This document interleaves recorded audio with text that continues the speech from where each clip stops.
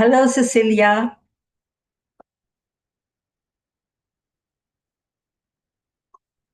Hi, how are you? Hi. Can you hear me okay? Yes, great. You look great, and you joined in, and your voice is so clear. Perfect. Would you Perfect. like to try as a co-host and share your slides if everything is okay? Yeah, let's do that.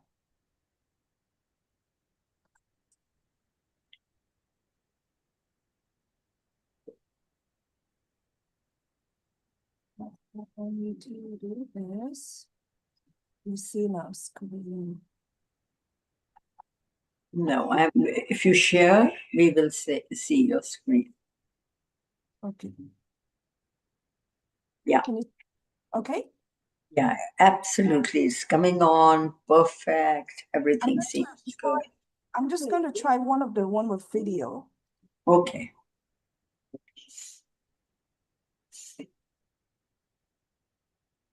Can hear, right? No, I haven't heard anything so far. I just see if I can make it a bit louder.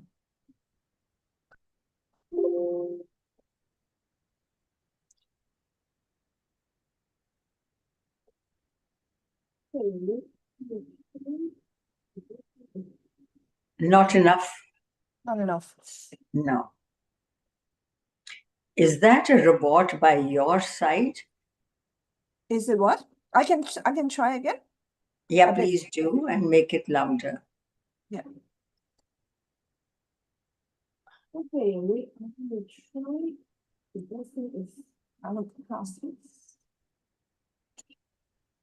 Not enough, Cecilia? Now, No. still not enough. Um, Let me just try a different one because that one doesn't require that much sound anyway. Okay. Um, Perhaps you could talk to the video as it moves. If yeah, Spending too much time on paperwork and lesson planning?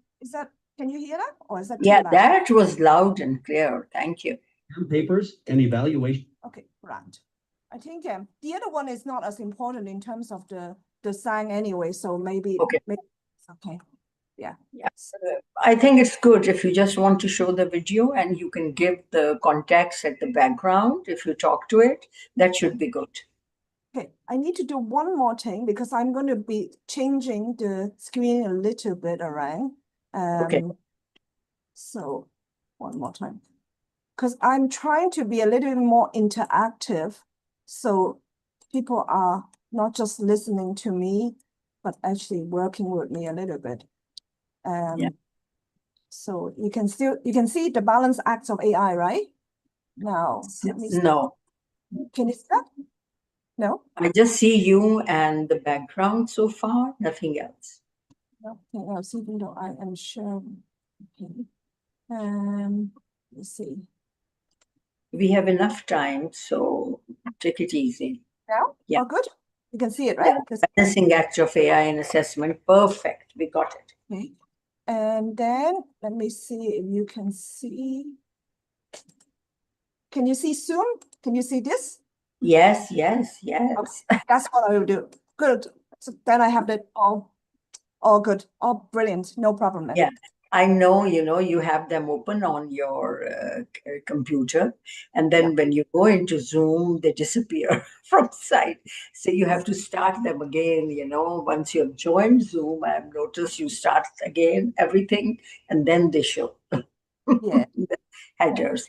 So we are very happy to have you. So we will go off on video a short while. We will have a couple of information about CLT, what we are doing, the research course, a video, and so on, Yeah. and the etiquettes. And just to let you know, we will start exactly at 1, as is your time. Mhm. We unmute everybody because in the chat, no, in the chat there are too many logistical questions. Yeah. We usually run over 1,000 participants. and the information keeps coming at a very fast pace. So we keep them muted at least for the first half an hour to 40 minutes. And then we ask them to start giving their comments. And that is when the questions will start. So after your roughly 35 to 40 minutes of talk, we will pause for questions. And that's the only time we allow people to sort of write in their questions. So is there any other thing that you'd like to know? No, I think all is good. I might run a little bit further, but because I'm trying to be a little bit interactive, so they're not just listening. So Okay. bear with me. I will look at the time to ensure that at least there'll be 10 to 15 minutes of Q&A. Yes, I think if we keep 10 to 15 minutes, you can, if the questions are many, we can always send you the questions afterwards, and you could sort of send in materials to respond to that, and we could send it with the information with materials, right? Yeah. Because they'll be, typical questions. Most of them will be repetitive and same. Yeah. So Well, we Sana, will... where are you at the moment? You're in Philippines, is it? No. I am in Pakistan. Ah, you're in Pakistan. Okay. Yeah. Yeah, we caught you through Philippines. So what time are you now? Are you same time zone? No, you are, I think, 2 hours ahead of us. We are here coming on to 1 p.m. You'll be coming on to 3 p.m. or 4 p.m. Is that so? 4 p.m. So there's a 3-hour difference. So it's a good time for you, and it's a very good time. It's a lunch time for us, 1 to 2 p.m. So we're in good shape. And we hope to have many, we move on to live stream after 1,000 in Zoom. And so it has been crazy manning the chat in live stream and Zoom. So we are not been able to answer all questions, but we try to catch the important ones. Explain to me about this platform you are doing. So you are in university, right? And then, but you are also hosting this through the series. Yeah. No, what happened is that we have been doing the research course for our own faculty every summer. And it has grown and grown. And with COVID, we moved online. When we moved online, we realized that we could offer it to lots of our partners in Pakistan, universities. And the demand was immense. There was a lot of demand. So what we did recently is that we collaborated with our Higher Education Commission, which has a unit of national development of higher education professionals. So that unit has sort of latched on to coordinate with us to send it to all 300 campuses of Pakistan. And what that did was that, we have campuses all over Pakistan and from remote areas joining. And for them, this is a rarity to see international experts or top class experts talk about key themes. And we thought it would be very selfish if we kept you to ourselves. So for the past 4 years now, and many international partners, we are a part of GLCA, we are a part of, there's a young child waving out. I have fans from young fans already. Yeah. And they'll be the ones who will understand AI better than us, hopefully. So, there are lots of international partners that we share the program with. So there are some, actually 100 countries or more have, from 100 countries, the participants have registered. So it's grown into a massive sort of a project for us. And our logistics have gone haywire. Yeah. And Wasana, so you are doing this series, is it on behalf of your university or behalf of Higher Education Commission? Which one? No, we are doing it primarily for our people, faculty. That is 300 faculty. But since we have such a powerful gallery of experts like you, I think it would be unfair not to share it with everybody who wants to be a part of it. That's the easy part of being online. But there are lots of logistics, and we don't have the manpower for those logistics. We are not an online campus. We are an in-person campus. So we are dealing with multiple strains of pressure over here. trying to work it out. But I'm very thankful you could come. It took the United Board to coerce you into it. No, it's just that I understand. Yeah, I understand all that, and obviously you have done a lot of big work, like, so many people turning up and stuff. And I'd be love to help in the future. I know that United Board is very nice to actually pay, because we have this thing in the University of Hong Kong, because we don't do it for other people. So, Yeah. so it's honorarium. But I'm happy to help in the future. We can, come to some kind of Yeah. collaboration. No, I would love to have experts like you, because they add to the knowledge base of people who join. And you are always at the cutting edge of, I think you will remain, of AI. And this is such a key topic. For AI and research, actually, we have David Santandrew, who is really brilliant in AI applications from the Sheikh Zayed, I think, University of Artificial Intelligence. And they are at the center of cutting edge, whatever happening in AI. And he just reached out to us over LinkedIn. You are doing something superb. Can I join in? And he just offered. Otherwise, he's a very expensive consultant. Oh, very good. We Very couldn't good. have afforded him, yeah. So over to our CLT, a bit of a brief about us. Yeah. Let me just turn off my air console myself. Okay.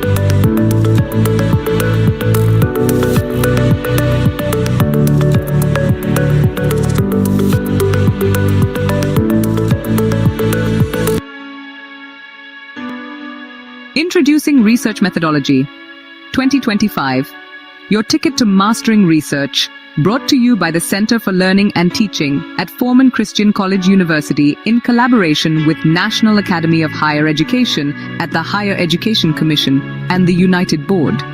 This isn't just another course.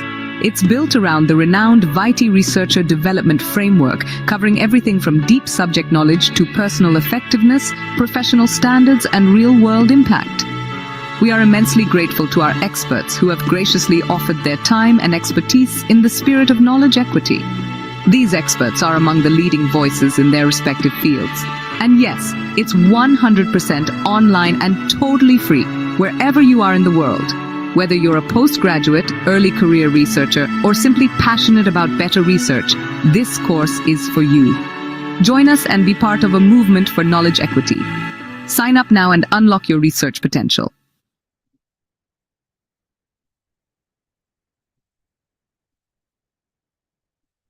We're closer to the time, and so we'll start dot on time. We have some 500 plus participants already.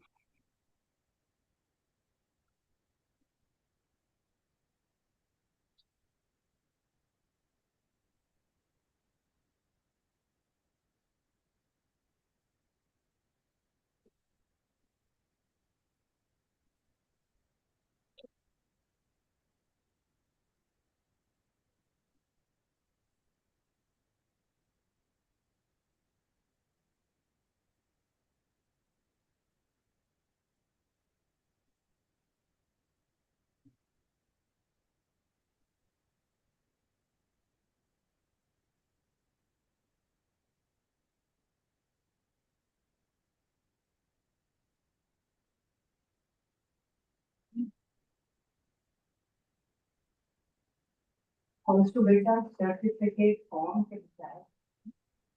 form for certificate. I'm not thinking.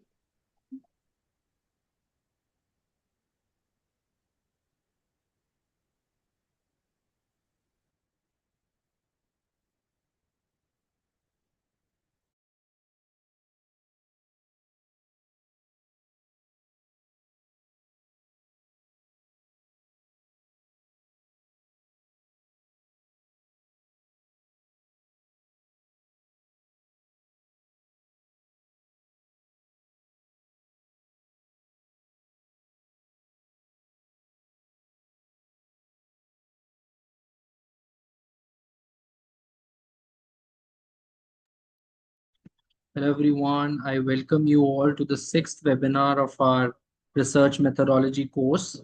The webinar name is Research Ethics in the Digital Age, AI Age, and What is Plagiarism. The module is basically about literature review and research ethics. I quickly go over the netiquette for the session. You are all familiar with them. You're all requested to please rename your Zoom accounts to the name of your university first and then your name afterwards. Please note that we disable the Zoom chat for the first 30 minutes.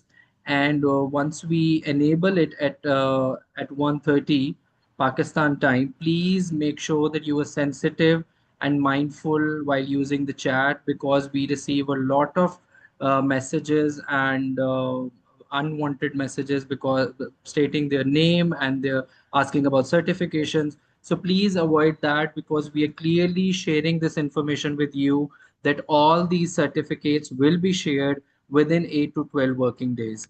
For certification, you're requested to please fill out your complete name, the name of your university or institution, because we have a lot of students with us as well, and the email address, and the certificates will be awarded. Please note that all these sessions will be recorded and these recordings will be added to the CLT YouTube channel. A lot of you have already subscribed to that. For those who have not yet subscribed, you're requested to please subscribe.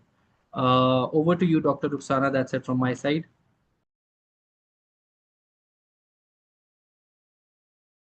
Dr. Ruxana, you are muted. Thank you, Gohar, for alerting me. Welcome to all our participants and also Cecilia, who I'll come to you a bit later to sort of introduce. Our session today is in our third module. We have already done the brief introduction about theories, research and AI, library search, and now we just finished a session on literature review. And one of the most important sessions in this series is research ethics, which has been thrown into doldrums because of AI. And that is what Cecilia is an expert at. So we are so many of you have rightfully, or nearly 15,000 have registered from 122 countries of the world and all regions from sort of South America to Australia. all the regions have been covered. We are very, very honored with this confidence in this course. There are 12,000 plus national and 2,000 plus international participants. Thank you. The agenda, as you will see, is integration of AI in academic research and how issues and challenges of ethics have sort of grown monumental in this age. Plagiarism, most call it now post-plagiarism age. So it is a post-plagiarism age because where do you draw a line? So emerging challenges and solutions, and the buzzword is responsible AI integration. I have even noticed many in Europe, a group that we are working with, who do not like the term of AI integration, and they're still wary of taking it that far. So we are not going to get into debates about the nuances of AI use and philosophy behind it, but it's about if you are using it, how do you use it responsibly, ethically, and wisely? Now, who is the expert? For us, it was a rare find. Cecilia Chan from the University of Hong Kong, who is a professor of faculty in education and also the Teaching and Learning Innovation Center at the university, was located for us by the United Board, and we are very thankful to them for stepping up.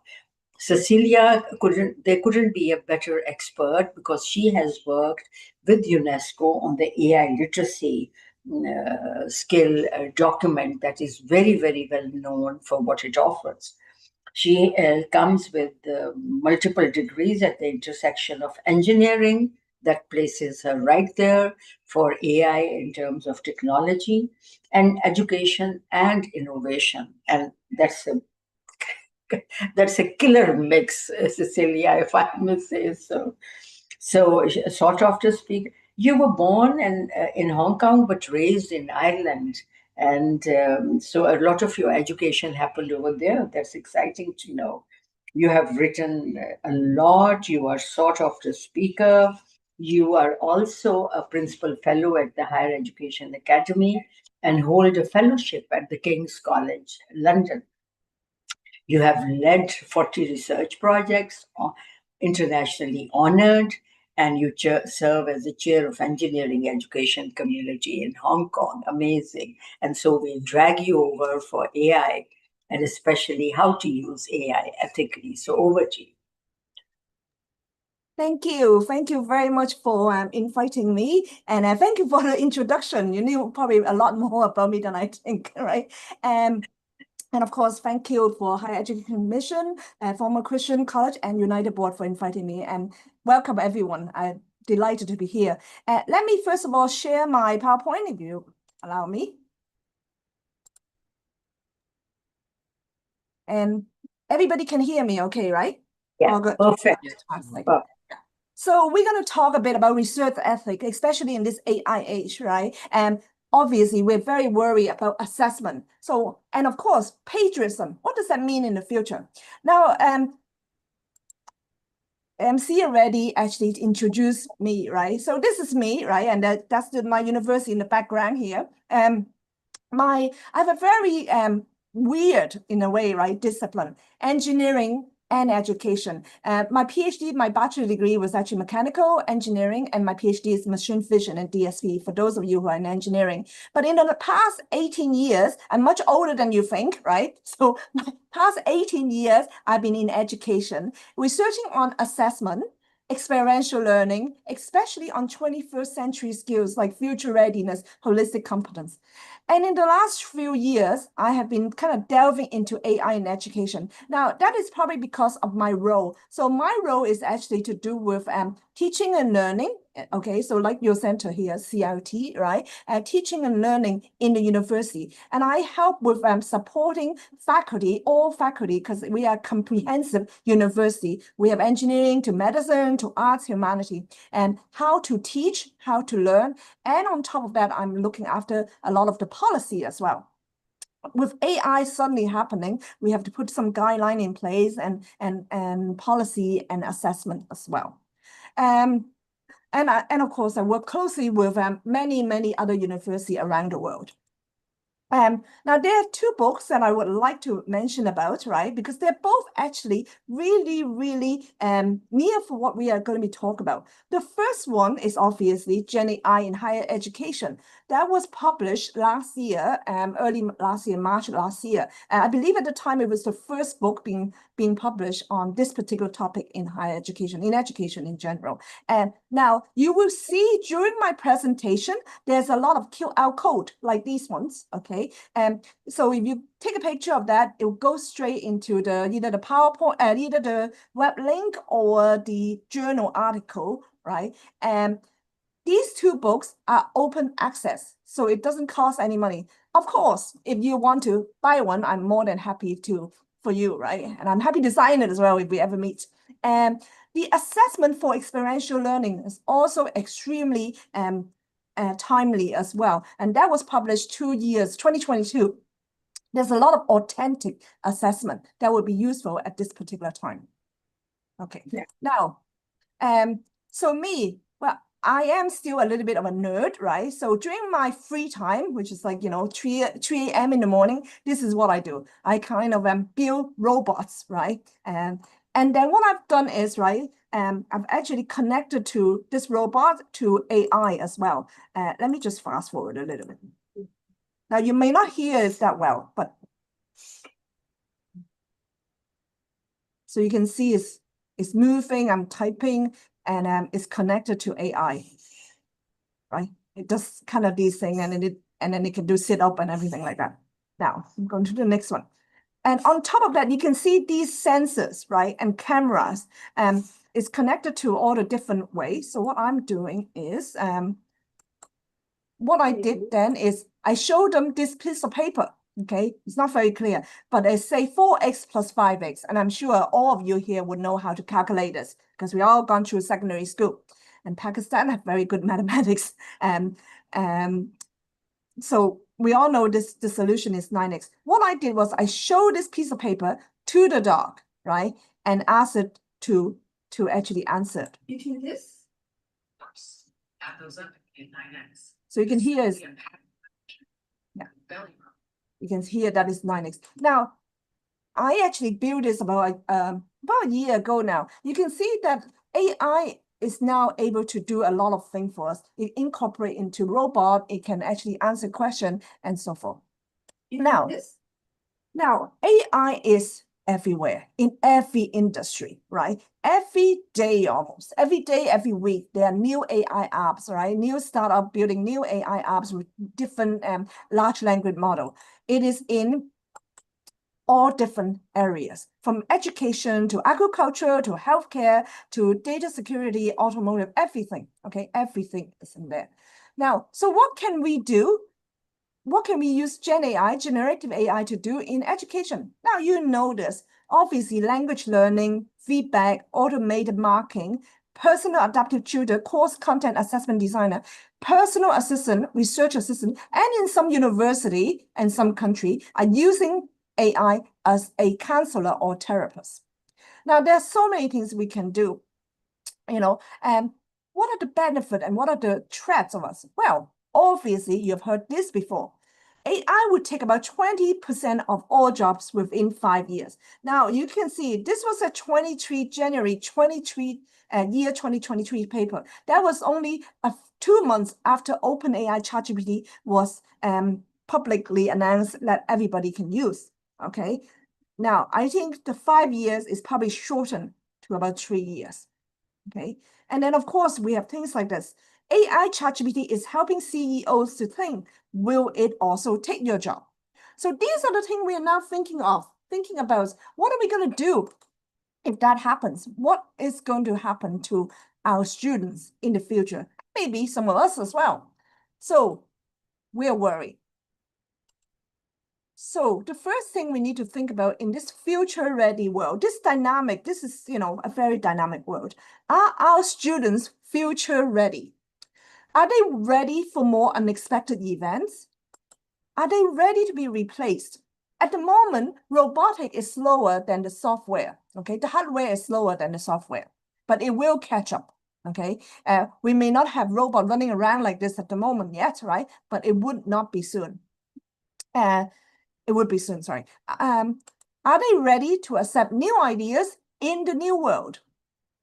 And then, as educators, what can we do to ensure our students are future ready? Now, these are something we really need to think about, okay? And I know some of you here, right? Let's bring it a bit more personal to ourselves. Many of you are parents, right? Many of you are parents. You're probably thinking, what courses, what career would my children have in the future? What do they really need to know if AI can do everything for them? Okay, so AI is not coming, it is already here. And this transformation comes with critical questions. Okay, now, again, here in my book, right, and in one of the papers as well, it shows this kind of three category: weakness and potential threat using Gen AI. And we know they can do a lot of things, right? Gen AI, there are a lot of benefits, okay? But what are the weakness and potential threat? Well, in the student and teacher category, okay, we have over-reliance, accuracy concerns, because we're not really sure how accurate it is, right? And loss of personal touch, lack of judgment for our students, and neglect of essential skill. But this homogenization of thoughts are also a big thing that we need to be very worried about, because a lot of large language models are trained by data, maybe by internet data, right, that you can get from blogs, right?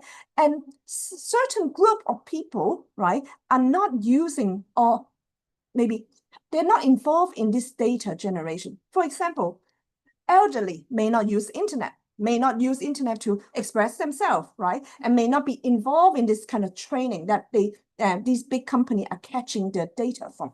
Okay, and of course, very, very young people also, maybe even, up to about 11 or 12, 13 years old.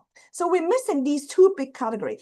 And of course, we know that some country may not even be involved in it as well. So this homogenization of thought, if we are using AI to help us to generate data or generate text, generate ideas, we're going to lose out.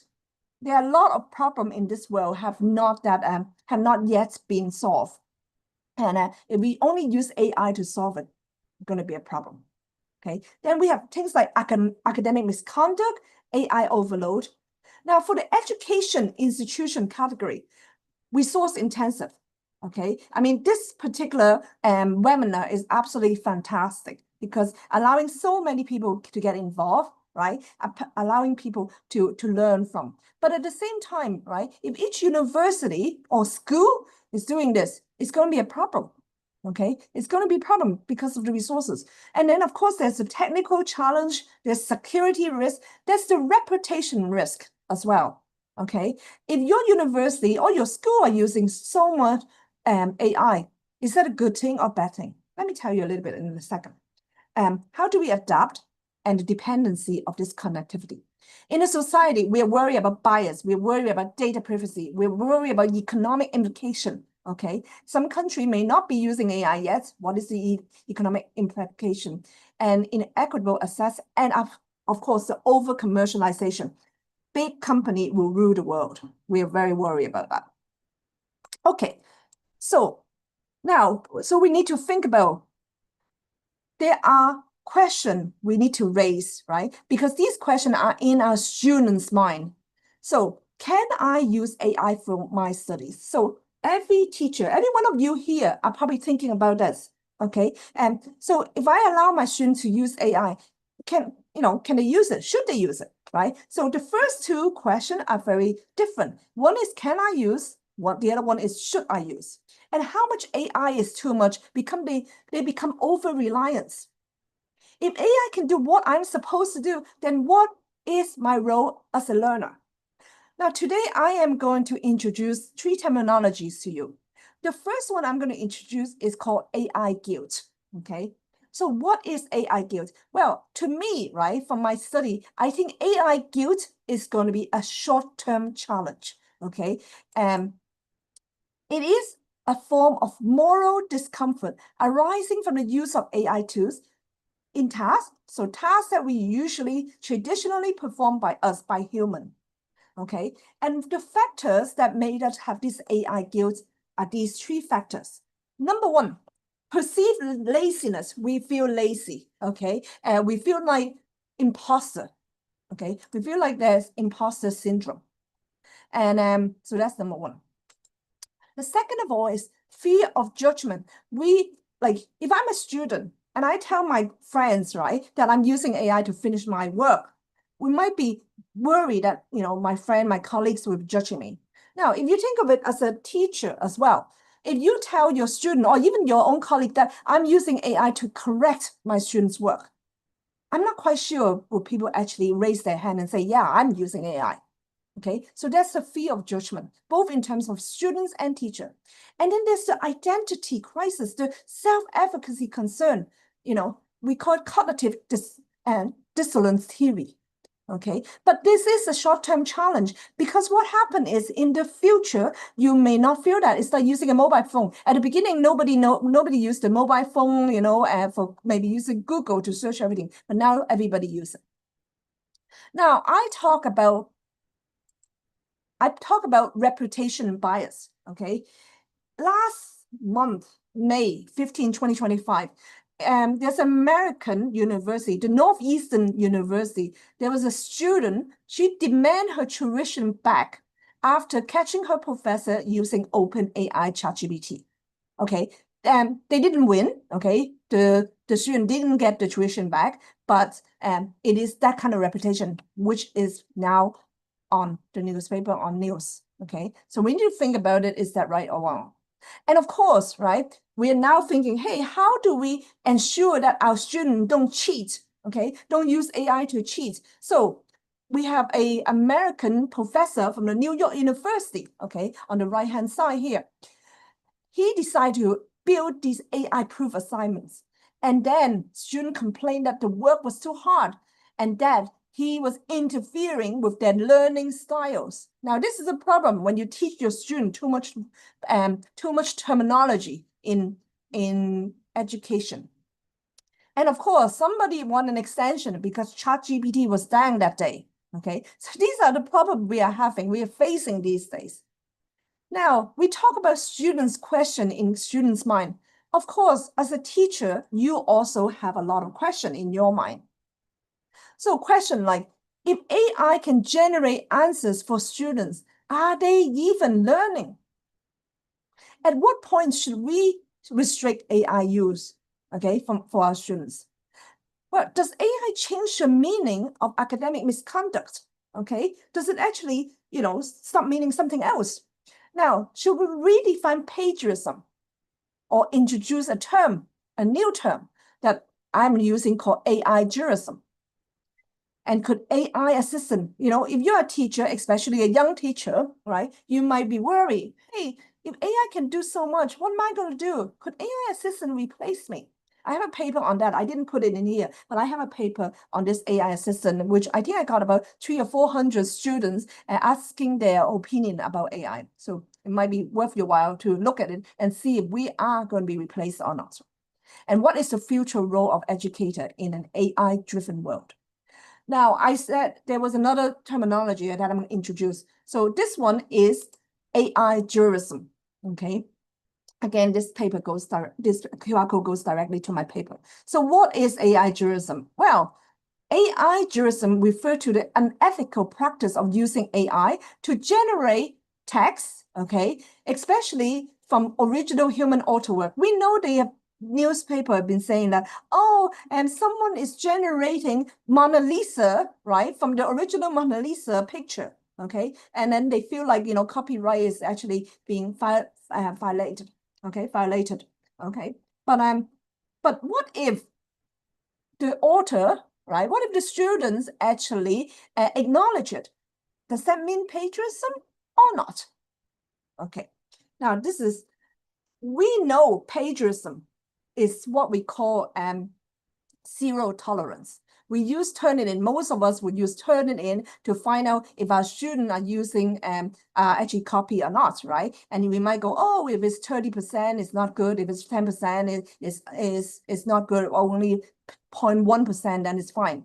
So these are plagiarism rules. But if you actually look at the research, right, that people have done on plagiarism, it is still gray, okay? So let's have a look, right? Now we know this one, the first one, copying word for word from a source with the due acknowledgement of the source is wrong. We know that, okay? But what about, right? What about translating a source in one language into another language and using as own? Now, this is two different language now, okay? So do you acknowledge it? And especially this one is always a bit confusing. If you're paraphrasing somebody, right, and maybe you acknowledge them, is that wrong or right? If you paraphrase a lot, is that wrong or right? Okay, so there are still gray area, even in the plagiarism rule. But then, of course, in the AI era, it is totally different. Now, we need to think about the balancing act of AI in assessment. So what is wrong? What is right? What do we consider as academic misconduct in this AI era? Okay. Now, I've talked a lot, right? I want you to work with me, okay? Because it's not usual me, even on Zoom, even online, I just talk. This is not me. So I want you to take out your phone, okay, and work with me on this. I have just 3 questions. The first one is this, right? So if you can take a picture of this particular QR code, it will go to a Padlet. And I want you to tell me, right, about this scenario. If you're a student or any student, they use ChatGPT to write their essay assignment, and then they paste it with slight edits. They declared because a lot of the universities saying, hey, you need to declare your AI. So they declare AI use in a footnote. Is this ethical? Okay. What I want you to do is let me know your thinking on this, right? Let me know your country, on which university you're coming from, and use the Padlet. So I am going to show you the Padlet. Okay. You guys are very active. I can see 15 people. By the way, I just want to say these Padlet will be kept open, okay, all the time. So you can come back and look at what other people have written, okay, and then share your idea.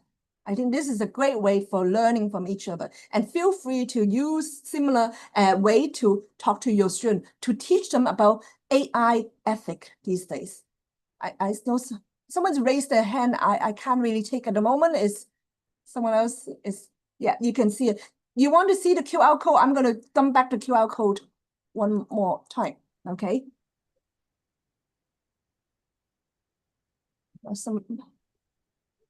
You don't have to respond because we are not taking any questions and we don't unmute. It becomes chaotic. Yes. Oh, thank you. Thank you for taking the QR code. So I can go back here, right? Now, so somebody say yes, okay? It is totally, it's not ethical. Oh, it's yes, it's ethical. Yes, but might not be acceptable. Okay, look, okay.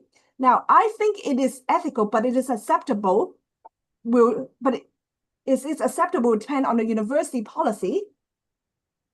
Okay, so you guys think it's ethical. That is actually interesting because I was actually in a different country last few days ago. I was in Brunei, and some of the professors there think it's not ethical, it's wrong, right? Using ChatGPT to write their essay and then paste it with small edit, just as long as they declare.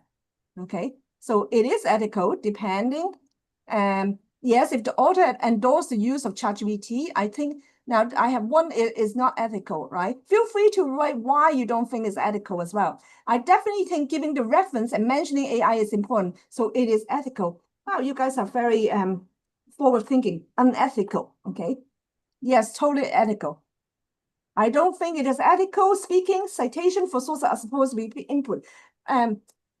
Maybe here's another thinking while we are looking at other people's idea and perception, right?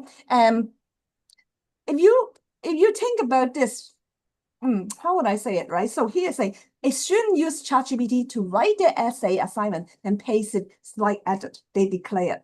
So think about if it's not ChatGPT, if it's someone else world, right? Say if you are using Shakespeare, so or somebody's novel. A student use somebody's novel to write their essay, paste it with slight edit. Then they acknowledge that author. Is this ethical? Okay. You need to think about maybe instead of putting AI, put somebody else in. Put it as a teacher or put it as a friend. A student use another friend's work to write their essay with slight edit. They declare your friend, my friend helped me, right? Is this ethical? Okay. So think about this a little bit. Okay. I don't have an answer because as many of you mentioned, right? Policy is important. The policy is extremely important. Thank you so much. You guys have absolutely fantastic. This will left open, okay? So you can use it anytime. Now, I have an even more difficult question for you. This one, okay?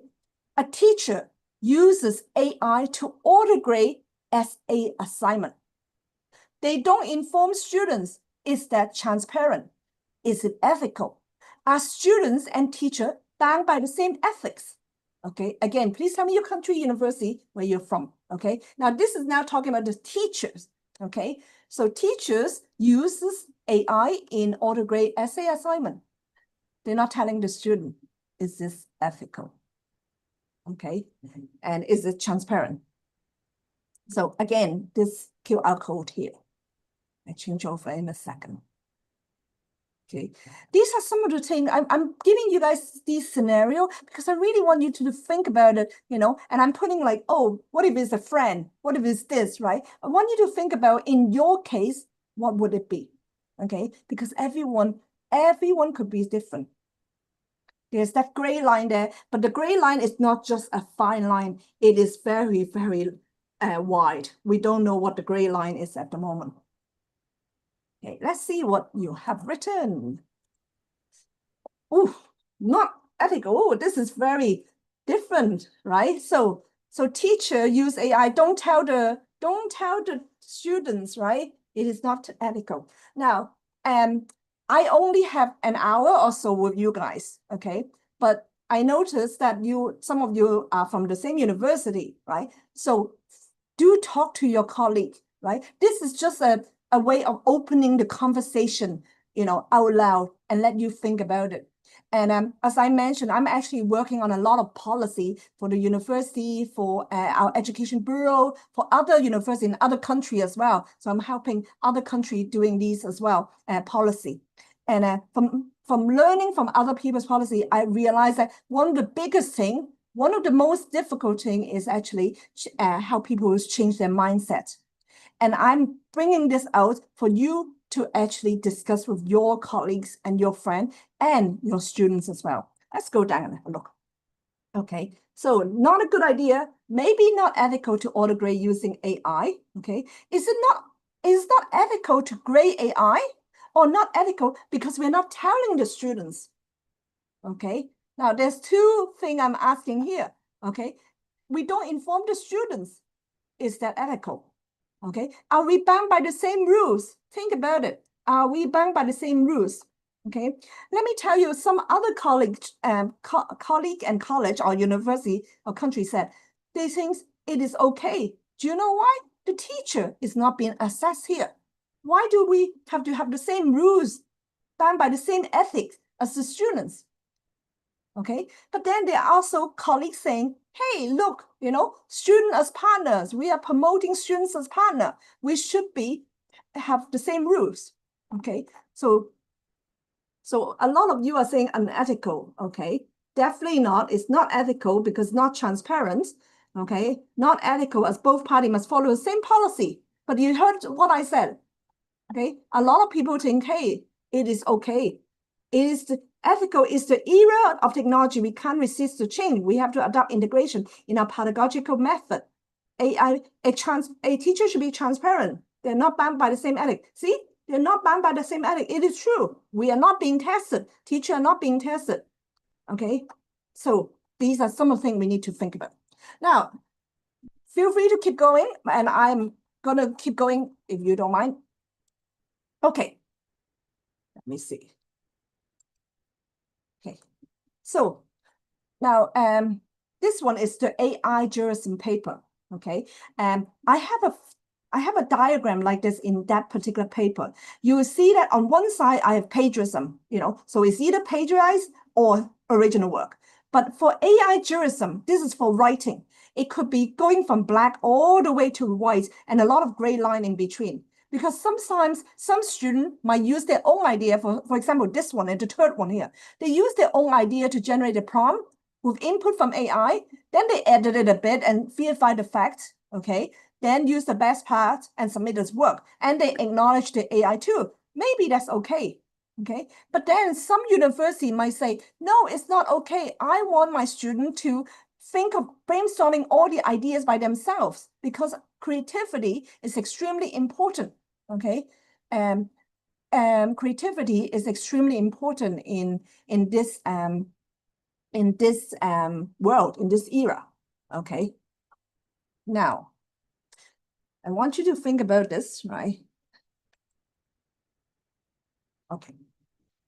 The morality gap, this line, this great line we're talking about, okay? Now, in real life, we know what the moral line is, okay? The academic misconduct, the misconduct in general, okay? So we know we shouldn't steal, right? We know stealing is wrong, okay?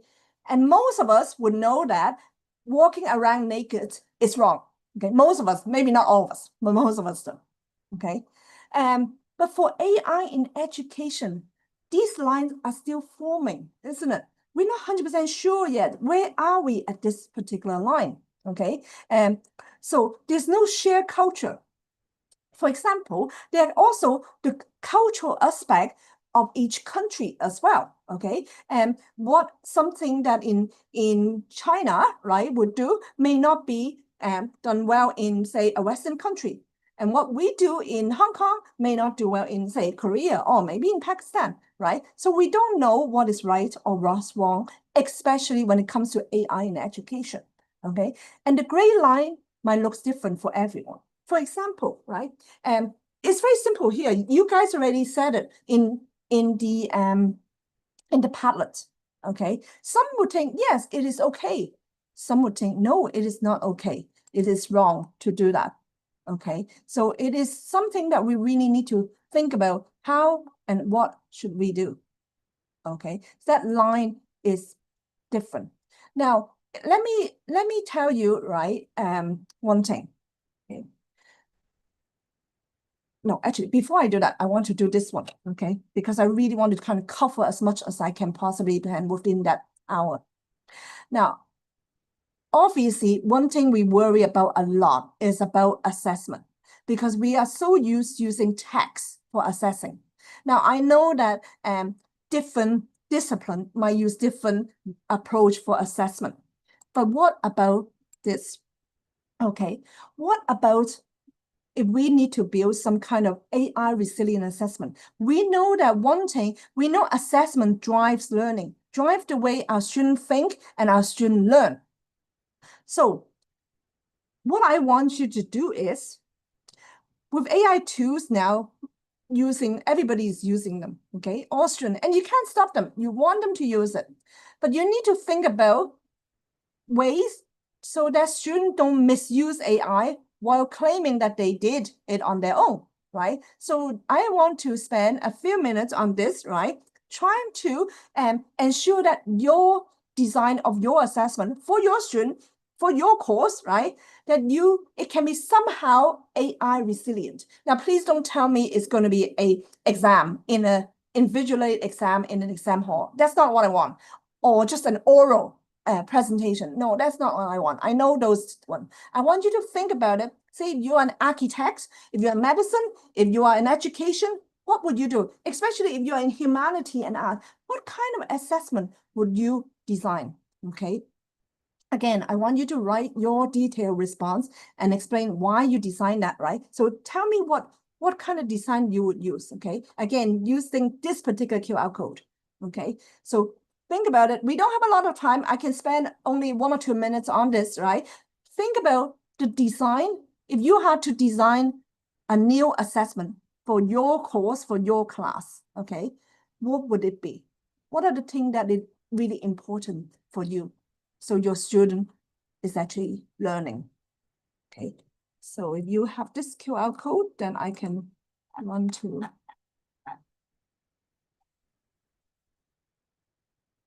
Thank you. Go ahead, put the QR code in here into the chat, okay? So I can turn that into this. Okay, this is very important. This is the start of how we rethink of academic misconduct, okay? How do we design our assessment? Without that, it's not going to work.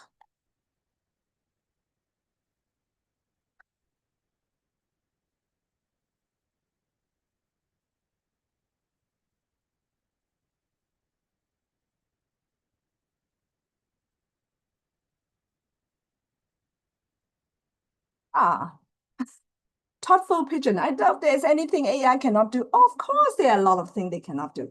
Open book assessment. Okay, very good. Event design concept, absolutely. You see what I'm doing now? There are some colleagues may feel very difficult, find it really difficult. But there are a lot of colleagues among you guys, I'm only asking the question. You guys are coming up with the good ideas. Okay, I conduct the Viva to check their understanding. I put empathy-based question in the assignment and personalized experience question. Thank you, Asa. And Nahida, design social software which identified AI work. Now that is difficult because there are a lot of clever people. In fact, OpenAI tried to do that, okay? But then it didn't work out. They're trying to design software, maybe putting a watermark into the AI generated text. It didn't work. They put a plug on that particular project after spending a few hundreds of millions. In mathematics, we can take help in presenting mathematics. So AI will be helpful in this manner. So ACR is talking about the process. The process of mathematics is extremely important, and we know that. We don't want just the result. How you go through it is important. Abra Ramat saying open book assessment in person text, no gadgets in exam, giving prompt in the class. And make the exam, sorry if I don't say everything out, you know you are there. And I'm really thankful you guys are putting all these in for everyone, because this is what we need to share. Make the exam very diverse and critical so student doesn't get the answer from a single prompt, okay? Okay, so you critically have to do critically. And we can tell them to use it, but only within a certain percent, and then reward it for other things. Okay, I will assess my student by asking them to conduct a project to solve relevant problem. You see, you're all very clever. You're all extremely smart. Assign creative tasks, which might use AI. Okay, creativity, individualistic, interview question, how they collect information from different sources. Okay, all these absolutely fantastic. Feel free to keep coming in because you guys will see this and share. When you are looking for an idea, come back to this page and you will find your good idea. What we might do is later on transfer this page into another thing, so it's in the website. Okay, now this is absolutely fantastic. You will see it, all you guys keep writing while I'm mumbling here on myself. Okay. Now, what you have told me, right? Unfortunately, I can't show two websites, two screens at the same time. Everything you have told me is within this framework, okay? Now, this framework is in my book, okay? There are 9 components, you could say 9 types of assessment in this AI assessment integration framework. What is that? That is basically, it's like we can use AI to work together, okay? But based on this framework, it will help us to design AI resilience and assessment. So from performance-based assessment, so basically assessing students' skills and knowledge in the real world, right? Actually doing the thing like labs, like OSCE in medicine, okay? Personalized, you guys already mentioned it. You ask their personal assessment because nobody can actually, AI doesn't know what they're thinking. They can't use that, right? Human-centric, those problem-solving, empathy. You see, someone mentioned about that. Leadership, teamwork, all those are important. Working together with the machine, with AI, okay? Assess the ability of them working together because that is the future. Project-based, you have told me this already. Adaptive assessment with time limits. Every student would have different assessment using obviously some kind of platform, okay? Different level, different challenge. And then there's time limit. They cannot go to the AI to ask for that answer. Metacognitive assessment go deeper, much deeper than the normal surface learning. Oh, sorry, ethical and societal impact. All these because AI is not there yet. They're catching the news, right? And then, of course, you can have lifelong learning portfolio assessment. Okay, all these are important. And you know, obviously, time exam is also in there. The timing is very important as well. Now, so based on this framework and what you've said, all your idea in the Padlet actually work directly from this framework. Okay, it works really well from it.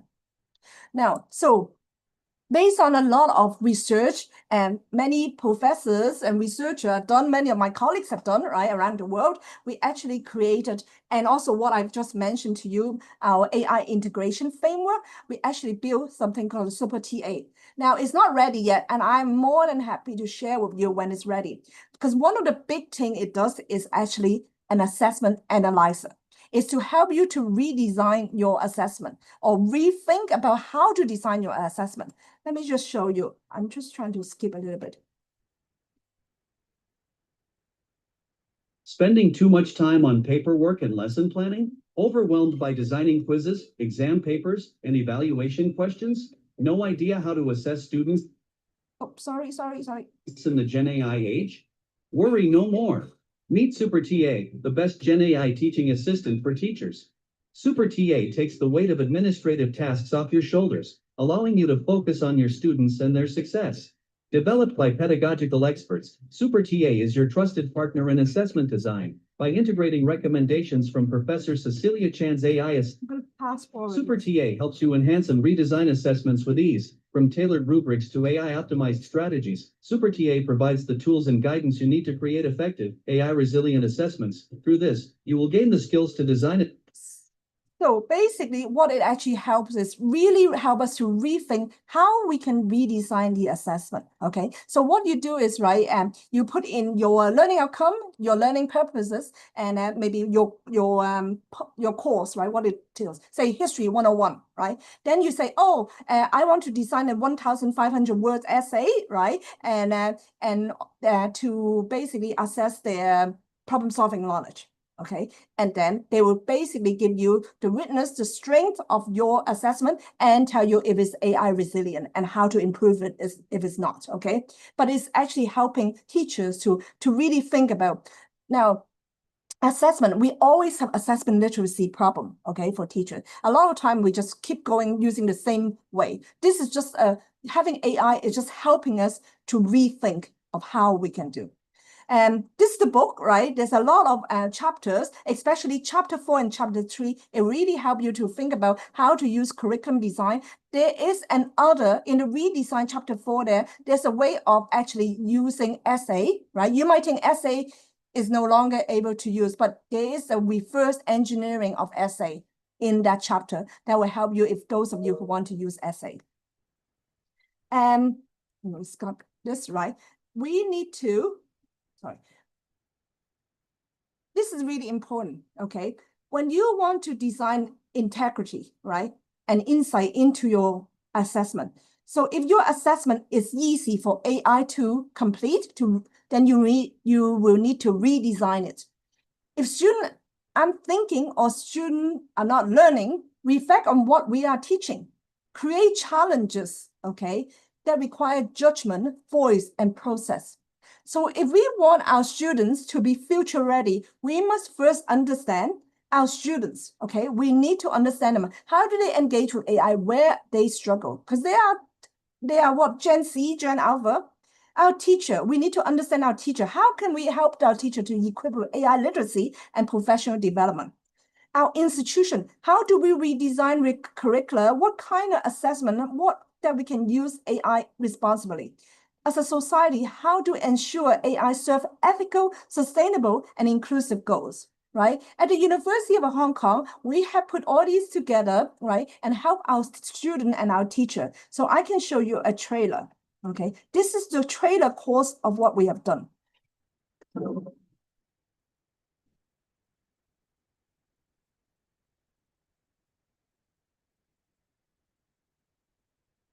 is everywhere.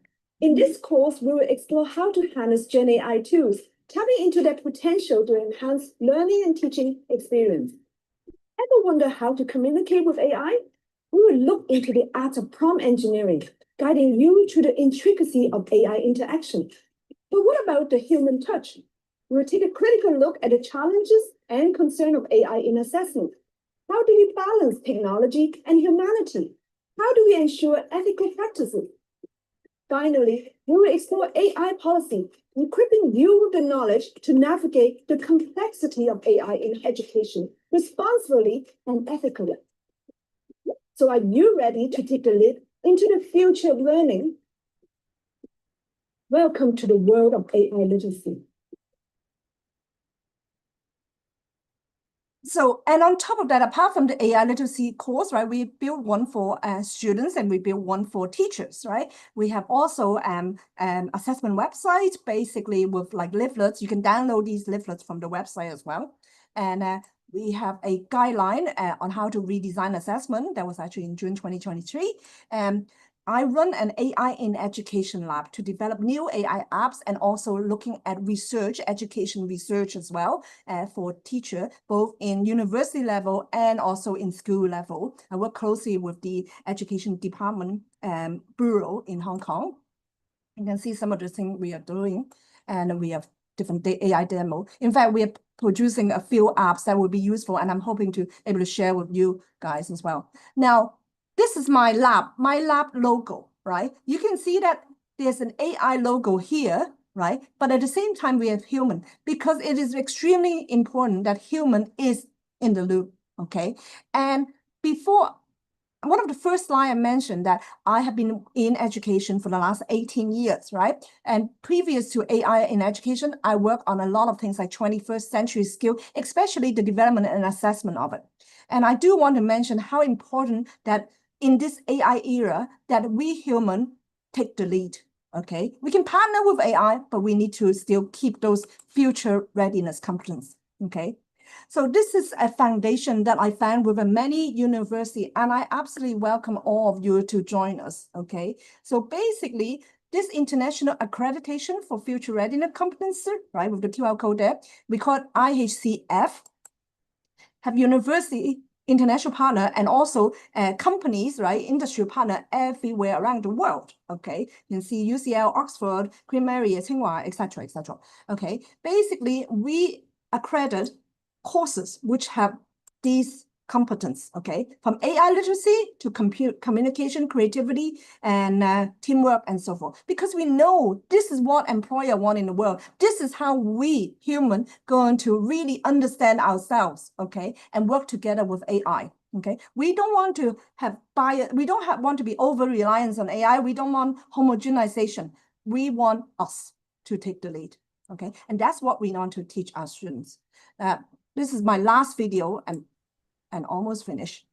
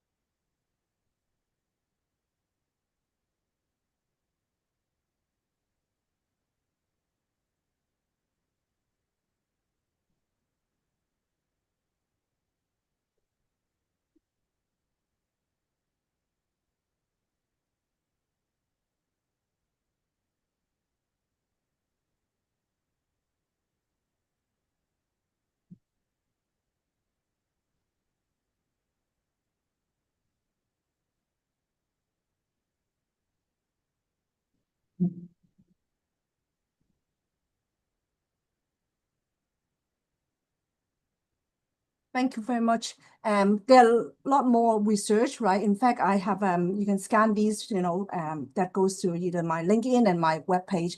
I'm here today, right? To talk about Gen AI in this era, right? As you can see, you actually know a lot about AI already, okay? And how to redesign assessment and what is misconduct, what's not. It is a conversation, okay, that we need to have, not by one person, not by one institution, but around the world. Okay, I think I've been actually to about 4 to 5 countries in the last 3 weeks actually. Discussing about with different university, different country about AI. And I can tell you one thing, right, that we need to do. We need to work together. That is basically the main thing. We really need to work together to find something, a solution, to find some guidelines together to work together as a whole. Every discipline is different. As I already mentioned, the gray line for everyone is different. We don't know what the gray line is yet. So it is something we need to think about and do. So I am going to stop here, and I thank you for your attention because I kind of run over the time a little bit. So thank you. Thank you very much, guys. Yes. Thank you, Cecilia. I was looking at the chat actually, and I was trying to respond to as many queries that seems to be very obvious, have obvious answers. One thing that kept coming up is it ethical or not ethical? And I think you did say that ethics, there are stages where this is a no-no. There are stages where there is clearly it is okay, and there are lots of gray areas which we need to discuss, and the policy in the classroom and the campus policy needs to look at those concerns. But there is one question that I will have, and then I'll request Gohar to put up some questions that demand your attention. Even if we use AI, I know there are ways of identifying how the structure of an AI draft can be immediately, sort of registered. But having said that, even if you humanize the draft, there are apps, actually AI apps, that if you say humanize this draft, it does do it, and you put in your characteristics of your writing, it will still do that. My question that I think would be relevant is there a tool that can really find out what is AI generated and what is not? According to my understanding, that there is not such a 100% tool, but maybe I'm wrong. So if you could say, is there a way of finding out if this was, how much of a text or something was AI generated? You can't. You literally can't at the moment. Yeah. And even say if I use AI now, right? I use ChatGPT and generated. How much of that is actually AI generated, or how much is that is copied from some original text? We don't know. Okay, because it is actually by encoding, decoding, and it actually guessing, right? So it could be, and it may not be, right? And even if you say, yeah, I think I've seen that paragraph somehow, or that sentences before in some, say, some books, right? It could be because it trained so much on those kind of things, it actually come up, So for example, we might say, I am a man. They can, we've all seen that sentences before, right? But it's a plagiarized now, so we can't do that. Yeah, and the other question, that the bottom line is, it's your own value system that becomes the judge.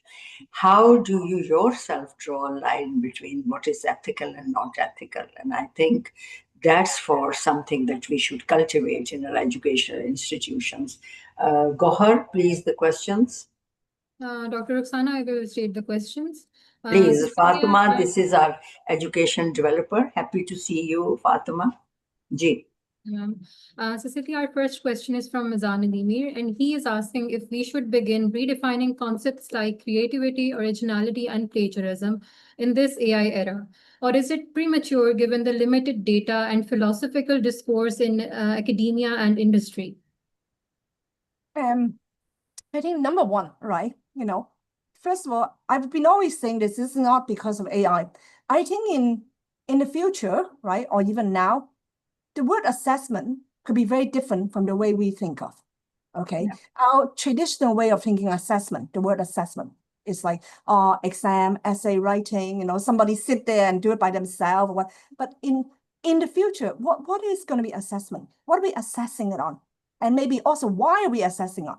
Okay, that's number one. Okay, if it's all because of summative, it's a summative thing. We want to ensure that they have evidence of learning, right? That and then so we can give them a grade. So we need to think about so the purpose of assessment is number one. Okay, you asked me plagiarism. Should we need to redefine that? I already mentioned it, right? Yes, I think we do, because what does that mean by plagiarism? Can we all use Turnitin? Yes, we might say if the student copy directly against some book, it's wrong, right? But with the whole Gen AI thing, what does it really mean? So we need to define that. And that's why I said we need to work together, as a world, to really think about it. And it's based on researcher, right? Turnitin didn't just happen. It's not some IT developer just sat down and go, oh, this is what we really do. They all have to work with researcher and really think about what does that mean? What is the percentage, right? Yeah. Our next question is from Dr. Amir Shukdai, and he is asking if it is considered academic misconduct to use tools like Grammarly to refine or fine-tune a research paper. So I missed the last bit there, something about paper. If it is unethical or if it is considered academic misconduct to use tools like Grammarly to fine-tune and refine a research paper. Using Grammarly to refine grammar is not unethical anymore, really. No, I mean, I've just done a research, right, on journal paper around the world. And basically, most journal, well, not most, about, 40% of journal doesn't tell you anything about AI. Then another 40% will basically say, yes, you can use it for proofreading and writing. Just mention, some of them don't say you don't even have to mention it, right? It's expected, okay? And of course, Grammarly did not just happen since 23 or November 22. Grammarly have been around for a long time. A lot of students, a lot of teachers have been using a long time and have always using AI. It's just they didn't promote it as AI at the time until OpenAI promoted it as AI. So no, that is not unethical. Thank you, Celia. Our next question is actually from a participant who is joining us from Nigeria. And the question is AI diminishing the quality of education by enabling students to simply edit AI-generated content to bypass plagiarism checks? Yeah. To be honest, that question is yes and is no, okay? If we can teach our students the right way, the ethical way, the responsible way, as Sala said, right, then we are doing the good thing, okay? To be honest, even accumulate with all the brainy people here in this room, right, in this Zoom room, okay, with 1,000 people here, and we may not able to get the solution for cancer, for example, okay? Because our brain just cannot upload so much thing. So we need machine to help, okay? But if we just rely on machine and answer the same thing, and here's what I really want to say to you is that, imagine you use AI to design the assessment, which we probably will do in the future or now even, and then students use AI to answer your assessment. And then you use AI to grade your assessment. Look at that. What are there? So it's just using the training data again and again, okay? So what if we teach our students to use AI in a clever way, in a responsible way, in a way that we can learn, right? Then we can go faster on solving all these problems in the world. So that's yes and no. So it is up to us how to teach them to learn. Now, I myself use AI a lot, okay? And can't do without it at the moment these days, okay? And but how do I use it? I use it together like a partner, like I could almost say, because it's so good these days, right? And it's like my kind of partner that I can go, hey, I'm looking for, I can't remember that particular model on certain thing, right? That philosophical model. And can you give me a feel? And of course, how could I have read every single book in the world? I haven't, I couldn't have, but it has. Right? Then it might go, hey, Sia, you're talking about this, and this. And then during this, and that, yes, I find my solution, but at the same time, I learn other solution as well. And that's a good way to learn. And that's how we should teach our students. Thank you, Celia. Our next question is from Faiza Rubab, and she is asking, what about a generative AI version of literature, analytical interpretations, or even whole research articles, which is a common practice used by many professors and students? What are the implications? What are the implications of using AI for literature, is it? Yeah, AI version of literature or even analytical interpretations. Well, kind of the same question, really, isn't it? Yeah. Like in a way, right? Yeah. Yeah. So Yeah, it's the same that was asked Yeah. before. Okay. Our next question is from Farhana Yasmin, and she is asking, given the advancements in robotics, how can professionals continue to evolve their unique capabilities to stay competitive in the changing landscape? because how dynamic, how fast that robotic is actually doing, how can professional say it again, how can professional become competitive? Sorry, just give me a minute. Given the advancements in robotics, how can professionals continue to evolve their unique capabilities to stay competitive in the changing landscape? Well, robotic in some way is being built by humans, aren't they? Right? So Yeah. right? So we have to build better software, better robotic in order for us to be replaced. So I would expect that professionals are always needed. I think maybe one of the questions that relate to this is like, you guys are all here. You're interested in AI. You're not withholding and saying, no, no, no, right? I think this is the important part. You're not saying no. So, but what about some of your colleagues? I'm quite sure there's only 1,000 people here. There's a few countries, right? And there are some people, some teachers saying, no, no, no. Those are the ones that we are worried about, because if they're not adapting AI, they don't need to know everything about AI, but they need to know the basic, right? Because if they are not learning what is happening in AI, the students are also either not learning or learning the wrong way, okay? And those are the people who is going to left behind. We know lifelong, everybody has been talking about lifelong learning many years ago, okay? What does that really mean? It means that even when we are old, we keep learning. And why do we have to keep learning? Because the society changed dynamically. It just AI make it even faster. Okay, so basically spread around the world. Let your colleague know that, right? If you don't learn AI, it's not robotic taking your job. It's you taking, you are basically being redundant by yourself. Yeah.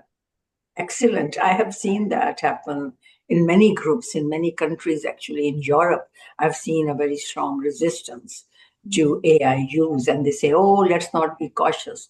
And I think that's where they're losing time, because very soon it will be obsolete, saying no to it. Okay, Cecilia, our next question is from Anam Said, and she is asking, how can universities ensure fair access to AI tools for students from diverse socioeconomic backgrounds, especially given the digital divide? Okay. Can I ask a question? In Pakistan, do you guys get access to a particular free AI model? Cecilia, we have free AI tools available, but we have noticed that we do not have access to the paid tools. And they, in the sense, because money is always an issue. And I think at the end of the day, paid tools do a better job if you have to use AI. So that is where the problem arises. And neither have, I think, in Pakistan, we have decided about having our own university-wide AI tool that can house our privacy and security carefully. So we do deal with those issues, and we haven't found a solution. And I think we need to come together as a nation, at least in Pakistan, to work through them. Yeah. At our university, right, at the University of Hong Kong, we actually, because now we can access to ChatGPT because of the ban to it, right? And so we use Microsoft Open Azure to access to ChatGPT. We pay them. Okay. Yeah, we have to pay. And so the university have a version, right? So ChatGPT 4.0, I think it's the next one as well. And we also have DeepSeek. Okay, so both are through university pay for it, but each students only have certain amounts of credit. Okay, so it built their own interface. We build our own interface, right? To use that. However, despite that, students are very clever. okay, they use other model themselves. They get a phone number, and go through VPN and use ChatGPT. They use a better version of DeepSeek. Now, I think, unfortunately, equality, and fairness is always going to be a problem. Okay, they're always going to be. What we hope is that at least somebody who cannot afford it will have something to use.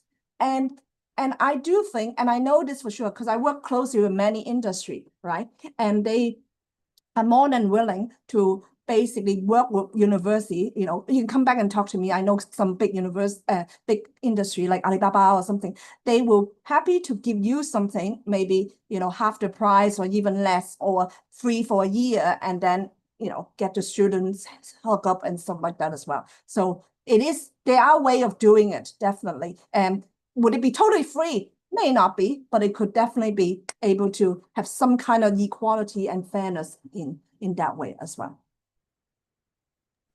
Cecilia, our last question is from Waleed Khan. And the question is, could over-reliance on AI lead to flawed theories and opinions shaped by a homogenized, culturally limited perspective? Oh, yeah, Good. absolutely. Yeah, very good question, actually. I think that's what's happening. Yeah, no, that is happening. As I mentioned, homogenization. Okay, that is still happening. We're missing voices. I mean, how sure are we? Let's be honest. How sure are we that OpenAI, ChatGPT have included people from Pakistan? Yeah. How sure are we that it includes people from Hong Kong? Probably not. Yeah. Right. So, and that's why many countries are building their own large language model up to a point. Yeah. Right? Yeah. I think that will always be a concern with homogenization. Voices like, that happened with in heritage, cultural heritage. Intangible heritage got lost in the concrete forms that sort of paintings and architecture stayed, but languages and storytelling and things that went with intangible heritage got lost. So I think we have to make our own voices from countries like ours. We have to be a part of this AI innovation so that our voices are not lost. So, Cecilia, I wonder if I could say it, but you are one of the most exciting experts that I have come across. You have done a range of things. You made us think. You did some activities, and you covered it in record time. Such a difficult topic, but the bottom line remains that it's a discussion on plagiarism that will keep on changing. Its dimensions, the gray areas will keep on changing, and we'll have to keep on interacting with it. Thank you so much, Cecilia. Thank you. Thank you for Look inviting me. forward to seeing more of you and keep in touch to learn from you. Thank you so much. I have a link in there in my last PowerPoint, feel free to link it in. So we always share a lot of our research through LinkedIn. Okay. Thank you. Thank you so much. Thank you, Cecilia. Bye-bye.